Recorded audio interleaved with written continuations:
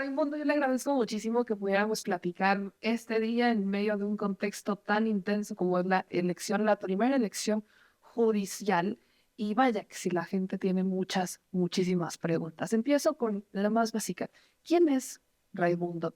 ¿Qué lo motiva a participar en esta elección? ¿Cómo se describiría la persona que es candidato a ministro de la Suprema Corte? Claro, bueno, mire, yo soy pues un abogado, un profesionista y un académico, ¿no?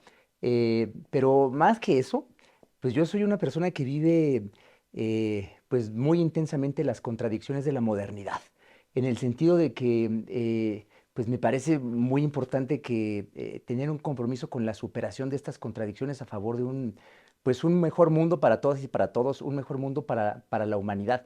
Y eso es lo que me ha llevado en esta coyuntura y en otras en el pasado, pues a meterme en temas muy, muy complicados, ¿no? Desde mi profesión y la formación que yo tengo, que en este caso pues es el derecho, pues me ha llevado a participar en causas sociales diversas y asuntos, sobre todo procesos colectivos, que es en lo que yo me dediqué muchos años, pues me ha llevado a conocer pues temas en derecho agrario, derecho ambiental, en derecho indígena, en derecho laboral, eh, y bueno, pues finalmente la vida me ha traído hasta acá, al punto en donde ahora soy pues candidato a ministro de la Suprema Corte de Justicia de la Nación, ¿no? Y bueno, yo decidí finalmente participar porque me parece que pues había que dar la cara y comprometerse pues en el proceso de transformación que está pasando el país, ¿no? Yo había tenido ya pues una temporada muy intensa trabajando como titular del jurídico del CONACYT. Habían sido pues 6 años muy pesados, de mucho trabajo. Hicimos una ley, extinguimos 90 fideicomisos, nos aventamos pues varias discusiones y pleitos por temas de corrupción en el CONACYT. Yo quería pues regresar un poco el tiempo con mi familia y demás, pero bueno, teníamos ya encima el tema de la reforma judicial. Yo pensé que era importante participar porque era pues también fortalecer un proceso de transformación en el país y era el momento de hacerlo porque pues era un cambio tan grande, tan significativo, en medio de unos debates en donde había mucha confusión, mucho pues mala fe, mucho dolo, ¿no? Para que no sucediera, que pensé que era lo que nos tocaba, ¿no? A quienes teníamos pues estas inquietudes y estas preocupaciones por construir un mejor país, un mejor mundo y pues una cierta sed de justicia, ¿no? Para decirlo así. Entonces, bueno, eso fue lo que me llevó a entrar, participar. Yo la verdad no pensé que pues todos los filtros que había que pasar, que no fueron sencillos, y mucho menos el último de la tómbola, bueno, pues era un volado, ¿no? Finalmente me toca a mí estar aquí. Me costó un par de días asimilar que finalmente sí estaba sucediendo y que tenía yo que pues enfocarme y asumirlo con mucha responsabilidad porque pues es un proceso histórico, no solo para nuestro país, sino para el mundo, y el mundo nos está mirando, ¿no? Me está viendo qué es lo que está sucediendo con México, el primer país que en la historia, pues todos sus poderes públicos se van a elegir por voto popular y directo. Eso nunca ha pasado y por primera vez va a pasar aquí. ¿Crees que esta reforma y el proceso en el que estás participando sí representan un cambio al sistema judicial en México del que nos hemos quejado muchas y muchos mexicanos? Sí, mira, me parece a mí que democratizar, que es el primer efecto que tendrá la reforma judicial, pues ya mueve los cimientos, ¿no? De un sistema pues muy opaco, donde no había transparencia, donde en el gremio todos lo sabemos, pues hay círculos y redes de poder dentro y fuera del poder judicial, todos lo sabemos, ¿no? Por lo menos en el gremio, quienes trabajamos en este ambiente, se sabe. Pues eso ha estado cambiando porque se dieron cuenta que iba en serio y está sucediendo, por eso tanta resistencia. Eh, el hecho de que la gente pueda involucrarse, simplemente, pues ahora en la campaña, en las votaciones, en el proceso electoral, pues es importante enterarse qué es el Poder Judicial. Uno tiene que saber cómo está organizado para poder votar bien porque pues cada cargo en la boleta tiene un color diferente. Simplemente eso pues nos lleva a romper límites en la cultura política del pueblo de México, pues que parecían infranqueables, porque nadie se terminaba de enterar ni de interesar, a pesar de que nos afectaban las decisiones del Poder Judicial. Bueno, eso empieza a cambiar porque ahora pues tenemos que promover que la gente lo sepa y la gente misma se está interesando, se ha venido interesando en el asunto. Ese es un cambio importante. Creo que no es el único cambio que se requiere pues en el sistema de impartición de justicia de nuestro país. Para llevar adelante una renovación integral de la función judicial en el Estado mexicano, pues se requiere, la democratización es el primer paso y es un excelente paso. porque es reapropiarse de organismos, de órganos públicos que parecían privados o por lo menos pues que estaban alejados de la sociedad y como secuestrados por intereses particulares que bien a bien pues no sabemos ni cuáles son ni de dónde venían, ¿no? Entonces, ese primer paso es importantísimo, pero me parece que no es suficiente. O sea, hay que pues revisar, por ejemplo, la manera en la que se lleva a cabo cotidianamente el trabajo, la operación pues de los juzgadores. ¿Qué criterios están utilizando? ¿Cuáles son pues los antecedentes que están dejando en la jurisprudencia? ¿Cuáles son las metodologías de trabajo? Porque, a ver, elegimos democráticamente, damos esa legitimidad a nuestros jueces, pero resulta que siguen trabajando con las mismas metodologías y mantienen los mismos criterios que antes. Pues no va a ser suficiente. O, por ejemplo, elegimos a los jueces, a los juzgadores, pero resulta que ellos tienen una formación por sus estudios de derecho, sus estudios como operadores judiciales en el Instituto de Formación Judicial, pues tienen estudios que a mí me parece con sesgos ideológicos y que además los constriñen a tener posiciones políticas conservadoras. O sea, no es una cuestión individual, es una cuestión estructural de cómo se enseña el derecho en México, cómo se entiende el derecho en México y en muchos lugares del mundo, ¿no? Entonces, aunque los elijamos, si no tenemos los cuadros suficientes de abogados, abogadas, con un pensamiento crítico, interdisciplinario, con compromiso social, con conciencia histórica, pues por más legitimidad democrática que les dé el pueblo de México, vamos a tener el mismo tipo de abogada y de abogado con el que pues no nos hemos encontrado y con el que la justicia terminó pues desentendiéndose de las problemáticas del pueblo de México. Entonces se ve que no es suficiente. O sea, hay más cosas por hacer y creo que pues hay que empujarlas. A mí me gustaría ser parte pues de ese proceso por mi propia formación y por pues la claridad que quizá yo pudiese aportar para llevar adelante pues este proceso de renovación integral del Poder Judicial en México. ¿Cuál es la crítica más grande o más fuerte que le haces o que le has hecho al Poder Judicial, entendiendo que tiene varias cosas que han quedado rezagadas, que la gente hemos criticado una y mil veces, que lo vemos muy lejanos, que los jueces mismos han dicho que pues por sus sentencias se conocerá al juez? ¿Cuál es esa crítica que le haces al Poder Judicial que es esto sí tiene que cambiar y ya? Pues mira, sí es cierto, por sus sentencias los hemos conocido, y para mal, porque esas sentencias nos quedan a deber mucho.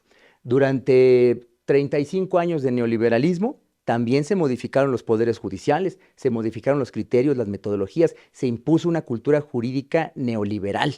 Me parece que eso pues es innegable. En el gremio de los abogados, de las abogadas, no se habla mucho de esto y no les gusta. Yo creo que eso hay que decirlo con claridad. Hay una cultura jurídica neoliberal que carcome y que impera en la comunidad jurídica nacional, ¿no? Hay que transformarla. Eso se traduce en cosas bien concretas. Por ejemplo, se les olvidó en algún momento, mucho cacarean y mucho hablan del Estado de Derecho, del principio de legalidad, pero se les olvidó que México pues tiene una tradición de constitucionalismo social, una constitución que fue resultado de una revolución, ¿no? Con principios nacionalistas, con contenidos sociales, vanguardista en el mundo. Eso parece que se les olvidó a todos aquellos pues, que ejercieron el poder y estos cargos durante el neoliberalismo. Incluso esta corte que va de salida, pues ahí vemos cómo siguen pues aferrándose, ¿no? Y tratando de obstaculizar el proceso. Bueno, pues ese es el neoliberalismo judicial yéndose al basurero de la historia y no queriéndose ir y no entendiéndolo, ¿no? ¿Qué hay que cambiar de inmediato? Pues parece muy complicado, pero mira, es sencillo. Lo que hay que hacer es respetar la Constitución, principalmente el artículo 39, el artículo más importante de la Constitución. Dice, la soberanía nacional reside esencial y originalmente en el pueblo. Todo poder público se instituye para beneficio del pueblo, ¿no? Esa parte es la que se les olvidó, porque sí, hablaban y defendían el Estado de Derecho, el principio de legalidad, pero en abstracto, cuando más bien lo que señala, lo que mandata la propia Constitución que no aplicaban, es que ese ejercicio de poder y las atribuciones que ellos mismos tenían o tienen, pues deben siempre orientarse a beneficiar al pueblo de México. Eso es la justicia social. Se vació la legalidad de contenidos sociales. ¿Qué es lo que hay que hacer? Pues hay que volver a juntarlas, tienen que coincidir. En un Estado social de derecho como el nuestro, la impartición de justicia legal solo tiene sentido si es al mismo tiempo justicia social. Y en las condiciones de nuestro país, en donde también la manera en la que México se abre a la globalización implica pues devastación ambiental, sobreexplotación de recursos, contaminación de ríos, una serie de afectaciones al ambiente y a la salud de los mexicanos, pues ya no es suficiente la justicia social como la entendíamos en décadas pasadas, se requiere también justicia ambiental. Eso es algo que podemos hacer, que se puede hacer y es inmediato y además urge. Eso es precisamente lo que me parece a mí que sustantivamente permitiría que el pueblo de México se diera cuenta que esa nueva corte es una corte que sí está cercana y preocupada por los grandes problemas nacionales. Ahorita que estaba comentando eso, me surge una de estas grandes dudas. En el Poder Judicial y durante todo el debate de la reforma escuché muchos argumentos de es que los jueces deben de ser imparciales, los jueces son imparciales y los jueces deben de seguir el principio de ingratitud, ¿no? De no tenerle este agradecimiento a la persona que los postuló, que bajo el sistema pasado pues era el presidente y los terminados votaron el Claro, Senado. claro. Pero yo no vi muchos casos de ese principio de ingratitud que los respetaban, fueron unos cuantos. ¿Cuál es la opinión que tiene respecto a eso? ¿Los jueces deben de tener una ideología política? ¿No deben de tenerla? ¿Deben de ser públicos? Porque también el debate es ese, ¿no? De si ellos deben de tenerla y mejor quédense callados como si eso no fuera a interferir con sus Claro. decisiones y solamente cuando la dicen ya. Entonces, ¿cuál es la perspectiva que tienes? Mira, varias cosas. Lo primero es que incluidos los operadores judiciales, todos son servidores públicos, los del Poder Legislativo, los del Poder Ejecutivo, pero también los del Poder Judicial, todos son servidores públicos. Y como servidores públicos, pues ellos se deben al pueblo de México. Esa es la importancia, la relevancia del artículo 39 constitucional, ese es el mandato. Entonces no pueden ellos decir que no tienen un compromiso con el pueblo de México, porque lo tienen. Y si no lo cumplen, pues o que renuncien o bien pues tendrán que ser juzgados también por no hacerlo, ¿no? En primer lugar. Luego, eh, todos los operadores judiciales, aunque ellos quieran verse como si fuesen máquinas o autómatas, todos son seres humanos, todos son personas y tienen pues diferentes sesgos, prejuicios, ¿no? Todos crecimos, nos desarrollamos, existimos, socializamos en contextos culturales, históricos, sociales determinados, que pues nos dan un background, nos dan pues un cierto contenido, ¿no? En nuestra conciencia, una cierta forma y contenido también en la manera en la que nos relacionamos con los demás. No podemos escapar de eso. Yo creo que más que tratar de ocultarlo, de inhibirlo, de reprimirlo, pues yo creo que una cosa que sería importante es, por un lado, la autocrítica, pero también la honestidad. Habría que transparentar no solamente cómo operan objetivamente los órganos jurisdiccionales, habría que transparentar, pues, qué es lo que uno es como operador judicial, cuál es la trayectoria, en qué cosas creo, en qué cosas no creo, cuáles son mis preferencias. Eso creo que daría también credibilidad y transparencia. Ahora bien, en el momento en el que asume el rol de operador judicial, lo cierto es que esos elementos, junto con pues preferencias políticas, morales, éticas, en fin, que todos tenemos, pues no deben ser las que guíen las decisiones del operador judicial. Lo que debe guiar la decisión del operador judicial es siempre los hechos de los cuales conoce y que son probados durante el propio proceso, por un lado, y por el otro, pues el derecho que tiene que aplicar y el cual debe interpretar. Precisamente en la operación de interpretar es donde se cuelan muchos prejuicios, muchas preferencias. Yo creo que lo mejor es siempre dejarlas explícitas para que no haya lugar a dudas. Eh, pero el trabajo de él es fijarse en el derecho con los hechos probados y entonces tomar la decisión sin permitir que presiones externas ni sesgos propios pues se involucren en la decisión que está tomando. Esa es la mejor manera de defender lo que llaman los abogados la independencia judicial y este principio de imparcialidad pues que tanto se ha cacareado, se ha defendido, pero lo cierto es que no lo cumplían, ¿no? Apenas vamos a ver cómo es que sí se puede cumplir. Ahorita que comentaba eso, surge este otro gran debate, la interpretación. En la Suprema Corte, yo recuerdo uno de los debates más grandes era justamente ese, la interpretación. Y hay varias escenas durante la aprobación de la reforma Ah, y el sí. proceso y demás, en donde de un momento a otro surgía el tema de la interpretación de la Constitución, cuando también la Constitución ha sido bastante clara en cuántos son los límites de la interpretación. Entonces, mi duda es esa, con el ministro de la Suprema Corte o los ministros de la Suprema Corte, ¿cuál es su rol? ¿Están por encima de la Constitución? ¿Guardan, cuidan la Constitución? ¿O ellos deben de interpretar la Constitución a como se les ocurrió en la mañana en la que les tocó interpretarla? Mira, desde hace varios años en México, yo me acuerdo desde que estudiaba yo en la UNAM, la licenciatura, se vino construyendo la idea de que más que hablar de una supremacía constitucional, había que hablar de una supremacía de los jueces o judicial. Eso fue avanzando en la cultura jurídica de nuestra comunidad. hasta el tal punto en que ya después, varios años después que estudié yo pues mis posgrados en estos temas, recuerdo que un profesor llegó muy contento a decirnos cuál era la verdadera jerarquía de las normas en el sistema jurídico mexicano. Yo dije, bueno, pues la Constitución, ¿no? Los tratados de derechos humanos, no, pues resulta que no. La jerarquía era, y esto lo probó además, él estaba muy emocionado porque tenía cómo probarlo. Lo probó enseñándonos una tesis de jurisprudencia, ¿no? Es lo que hacen los abogados para probar cosas. Bueno, sacó la tesis de jurisprudencia, pues ya uno qué dice, ¿no? Frente a eso. Bueno, y la tesis decía, sostenía precisamente que por encima de la Constitución estaba la interpretación que hacían los operadores judiciales que ejercían control de la constitucionalidad, o sea, los ministros, ministras de la Suprema Corte de Justicia. A mí ahí fue cuando dije, no, esto es un problema, porque pues una persona, un operador judicial puede imponer su voluntad y sus preferencias, sus sesgos ideológicos que los tienen, los puede imponer por encima de lo que dice la Constitución. Y la trampa es que todo eso está cubierto, como dicen ellos, por la técnica jurídica y los métodos de interpretación.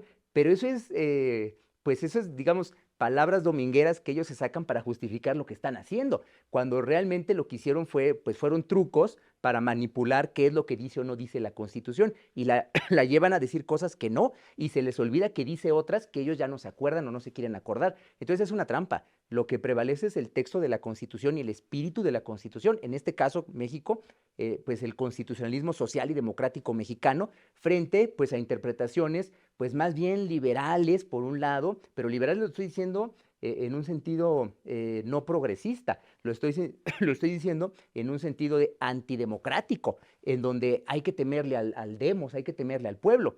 Yo los escuché, todos estos debates de los últimos meses, muchos colegas decían, bueno, es que estamos a favor de la democracia.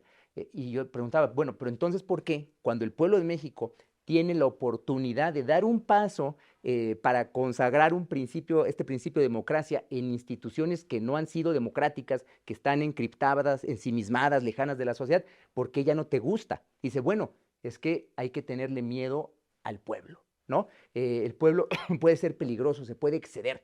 Ahí es cuando uno se da cuenta que más que tener un compromiso, yo sí tengo un sesgo, que es un sesgo democrático, más que tener un compromiso con la democracia, el pueblo y beneficiar al pueblo desde el servicio público, pues más bien lo que ellos defendían, pues son los dogmas de un liberalismo, pues que también, pues muy pasado de moda, ¿no? Que ya no está a la altura del presente, de un pueblo consciente y organizado que abrió los ojos, que se dio cuenta que puede hacer más y que está peleando por hacer más y que tiene representantes que están con él, pues avanzando en la reconstrucción, reconfiguración del Estado mexicano. ¿Crees que eso cambie con esta nueva integración de la Corte? El poder hoy está en el pueblo, sobre todo ya vamos a elegir a jueces, ministros, magistrados, hasta los locales y demás. ¿Crees que eso sí pueda cambiar o todavía falta como pulir, sobre todo en ciertas áreas? Mira, yo creo que es un proceso. Eh, Qué bueno que ya empezamos. Es el primer experimento, o sea, y es experimento, ¿eh? El INE cada semana saca dos, tres acuerdos nuevos y vamos sobre la marcha componiendo cosas. Está bien, o sea, hay que entenderlo porque no estaba de hecho, a priori, por principio, se tiene que ir construyendo. Pero me parece que el mayor riesgo que puede suceder, pues es, pues por elegir perfiles que no tienen este compromiso. Para eso es bien importante, más allá de lo que diga el INE con todo respeto, pues que todas y todos desde nuestras respectivas trincheras, pues participemos pues informando, ¿no? Y aclarando los procedimientos, el nuevo formato de boleta, que es bien diferente de lo que conocíamos, y que la gente pues investigue y se acerque, se informe sobre los perfiles. Yo he estado viendo, ahora recientemente, es bien curioso, pues resulta que pues ya ahora todos han dado la vida por causas sociales, todos han participado en decenas de procesos colectivos para defender derechos fundamentales de grupos vulnerables. Eh, bueno, algunos hasta dicen que ellos siempre han sido de izquierda, ¿no? Ya incluso yo he escuchado gente que dice, bueno, pues yo soy simpatizante de Morena, ¿no? Lo dice en voz baja, pero lo están diciendo. Cuando eso es mentira. O sea, lo cierto es que eso no era así, pero ahorita, precisamente por el proceso que se abre y la necesidad de generar empatía pues con la audiencia, porque sucede en redes sociales, pero con el pueblo de México en general, pues se dicen muchas cosas. Yo creo que es bien importante que la gente se informe, no tanto de lo que hoy están diciendo las y los candidatos, Vámonos 2 años para atrás y de 2 años para atrás veamos cuál es su trayectoria, dónde trabajaron, quién les pagaba, qué casos llevaron, si fueron jueces, cómo lo resolvieron, si fueron litigantes, cómo argumentaron, qué intereses son los que ellos defendían, qué posiciones tuvieron frente a otros casos donde sí estaba en juego el interés público nacional, la reforma energética, o donde estaban en juego derechos fundamentales de sectores empobrecidos o de grupos vulnerables. Eso es lo que yo creo que es muy importante, que la ciudadanía, que somos todos, pues estemos bien informados para ejercer el voto de la manera más responsable posible y evitar pues que la reforma pues se nos vaya por donde no queremos que vaya, ¿no? Quiero entrar justamente a las posiciones que puedes tener como abogado sobre temas que han pasado por la Corte. Claro. Acabas de tocar el tema de la reforma electoral. Y la reforma eléctrica y la electoral tuvieron su paso por la Corte. ¿Cuál es tu opinión sobre el fallo que se dio sobre estos dos temas? Que no fue un fallo respecto a si era inconstitucional o no en el fondo, sino en la forma. ¿Cuál es tu postura sobre ello? Pues mira, la Suprema Corte de Justicia de la Nación, que funciona como, no solo es el máximo tribunal, sino en muchas ocasiones es el de última instancia y en ciertos casos de única instancia. Eh, pues debiese ser, cuando se dice que es garante de la Constitución, lo que se quiere decir es que debe garantizar el interés público nacional, la soberanía nacional y los derechos fundamentales del pueblo de México, comenzando por los de grupos vulnerables y sectores empobrecidos de la sociedad mexicana, porque de eso se trata un Estado social de derecho.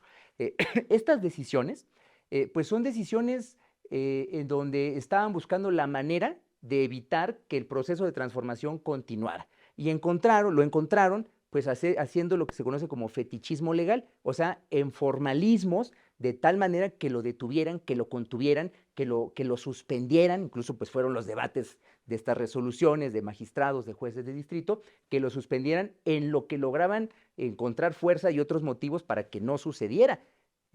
Yo creo que la realidad los desbordó y ahí se ve que hay una contradicción. Esos operadores judiciales no están a la altura del país, no están leyendo el momento histórico. Ellos parece que están en su burbuja y de una manera muy formalista y alejada de la realidad, tomando decisiones en abstracto, como si el derecho fuese simplemente pues normas y sistemas lógicos, deductivos, y ellos estuviesen haciendo como matemáticas o resolviendo ecuaciones, cuando el derecho es un producto histórico, social, cultural que se mueve, ¿no? Y que responde a los intereses, en casos de las democracias, pues del pueblo que está ahí exigiendo justicia y cambios. Ellos no lo supieron leer. La verdad es que yo creo que ahí faltó mucho compromiso, porque esa técnica a la que tanto aluden, pues es una técnica que sin problemas y aplicando la Constitución, el artículo 39, sin ningún problema, pues ellos pudieron haber puesto la técnica jurídica al servicio del pueblo de México y no pasó.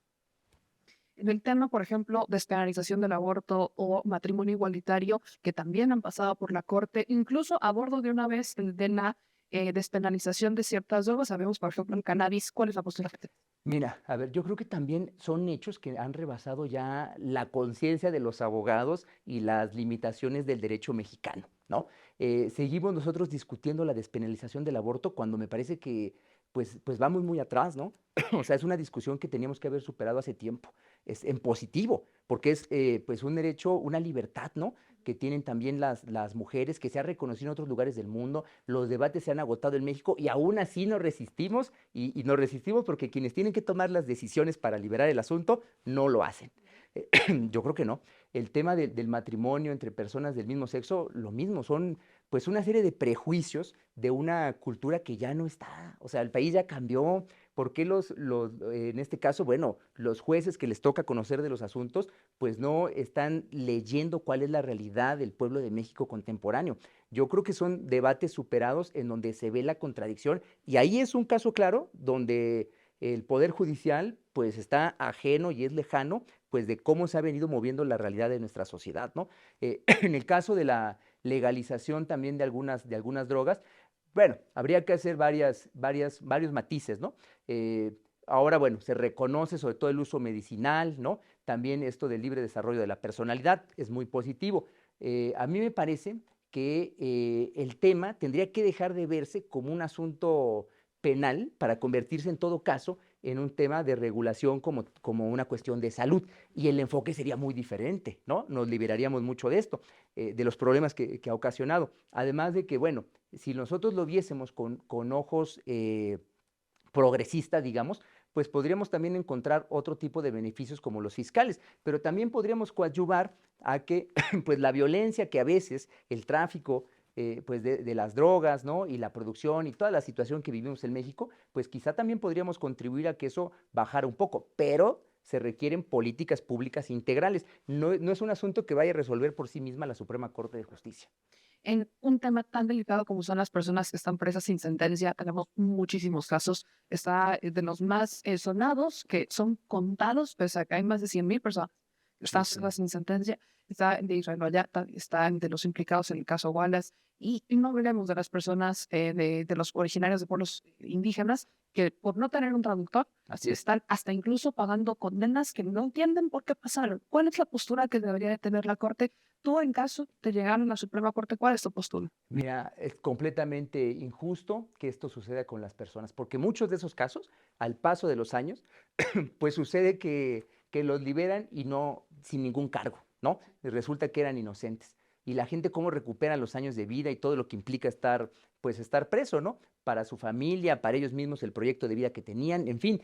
eh, no, yo creo que en todos estos casos, pues es muy importante que más que estar pensando en el derecho y en esta capacidad represiva que tiene el aparato jurídico, pues habría que estar pensando más bien en la justicia y propiciar entornos de libertad, donde además, en todo caso, pues las medidas tendrían que ser para, como dicen los penalistas, de readaptación social. Bueno, pues en estos casos no sucede, ni son condenados, pero sí son privados de la libertad y cuando regresan a la sociedad, pues resulta que su vida pues fue hecha a pedazos, ¿no? Entonces es una revictimización, es injusticia sobre injusticia y tiene que ver pues con malos diseños institucionales, malas prácticas institucionales y también con debilidades institucionales. O sea, hay que fortalecer instituciones que permitan que no suceda esto. El caso de compañeros, compañeras de pueblos y comunidades indígenas, que es donde yo he tenido un poco más de contacto, pues es muy triste porque pues no tienen el intérprete. Y cuando lo tienen resulta que la variante dialectal no da. Entonces, bien complicado. Bueno, pues ¿qué hay que hacer? Pues hay que invertir más para poder formar más intérpretes que sean acreditados ante los tribunales penales, en este caso, y poderlos tener a disposición para coadyuvar a la impartición de justicia para estas personas. Pero no lo tenemos y pasan injustamente, pues a veces años detenidos por crímenes, no solamente que no cometieron, que no saben de qué se les acusa. Sí, sí, sí, o que determinan precios por su color de piel. Claro. Porque también hay varios casos así. Ahí la Corte sí puede hacer algo. Pues mira, siempre depende de que los asuntos lleguen a la Suprema Corte de Justicia y entonces se pueda resolver un asunto, se puede establecer ahora precedentes, pero también jurisprudencia, los criterios, y de esa manera irradiar al resto de operadores judiciales. Y claro, en casos donde se controverten leyes, por ejemplo, pues también, o sea, a ver, las leyes que obstaculizan una impartición de justicia efectiva o que están permitiendo, pues tienen estos huecos pues, de discriminación, pues también un tribunal constitucional, como se quiere que sea la Suprema Corte de Justicia en México, puede anular esas leyes y eso coadyuva para que se generen mejores leyes. Cierro con esa pregunta que creo que ha sido también muy emblemática. ¿Para quién debe estar la justicia? ¿O hacia dónde se debe equilibrar la balanza? ¿Empresarios que buscan evitar pagos de impuestos o que buscan favorecerse a través de ciertos amparos, la ola de los amparos? ¿O la gente que ni siquiera se imagina que podría llegar su caso al Poder Judicial? Mira, yo creo que el gran meollo detrás de la reforma judicial es el tema del acceso a la justicia, Sí. ¿no? Y el acceso a la justicia, uno muchas veces piensa, bueno, pues se juega con las y los ministros, y hablamos mucho de los ministros, ¿no? Claro, el tema de los impuestos sí, porque son los asuntos que atraían en su mayoría y que resolvían y resolvían a favor, pues, de los empresarios que estaban eludiendo el pago de impuestos, siendo que pues ellos sí se aprovechan de explotar la fuerza de trabajo de los mexicanos, de las mexicanas, sí se aprovechan de los recursos naturales, sí obtienen ganancias, pero cuando les toca redistribuir, participar en la redistribución de la riqueza y aportar al bien común del pueblo de México, no quieren y utilizan todos sus recursos para evitarlo. Bueno, pero el acceso a la justicia son dos justicias, la justicia de los ricos, de quienes pueden utilizar todo el aparato a su favor, con todos los recursos legales y los despachos privados, y la justicia pues de las personas que no pueden pagar despachos privados, ¿no? Que tienen que acudir a la Defensoría Pública, que tienen que acudir a las Procuradurías a las distintas procuradurías que hay en el país para varios temas, a las comisiones de derechos humanos. El meollo de la reforma es el acceso a la justicia. Entonces, lo que se tiene que facilitar como política judicial y que tendrían que impulsar no solamente quienes trabajan en la Defensoría, que todos los días en la línea de fuego están tratando de garantizar este acceso a la justicia para quienes no tienen recursos, sino el conjunto de quienes trabajan en el Poder Judicial, lo que tendrían que estar haciendo es impulsar una política dentro del propio Poder Judicial de impartición de justicia que favorezca que todos estos grupos que en ocasiones se meten en problemas simplemente porque no recibieron buena asesoría o nadie los acompañó en el proceso y ya cuando alguien lo conoce el tema y les quiere ayudar, resulta que ya es un galimatías imposible de resolver. Bueno, yo creo que habría que impulsar y fortalecer las defensorías públicas para garantizar un mayor acceso a la justicia, más que fijarnos, porque no le toca tanto a los y los ministros, toca a la Defensoría Pública, habría que fortalecer las defensorías públicas. Raimundo, ayúdame diciéndole a la gente cómo te encuentran en la boleta, cuál es el color de la boleta y cuál es el número que estás en ¿Cómo la no? boleta. Bueno, pues soy Raimundo Espinosa Hernández, participo en el proceso de elección judicial como candidato a ministro de la Suprema Corte de Justicia de la Nación. La boleta es la morada, mi número es el 42 y bueno, también me encuentran en redes sociales con mi nombre, en Facebook, en YouTube, en X, en Instagram, en una página que también habilitamos para esto, ahí me encuentran. Pues muchísimas gracias y mucha suerte. No, a ti muchísimas gracias por la oportunidad y un saludo para todo tu público.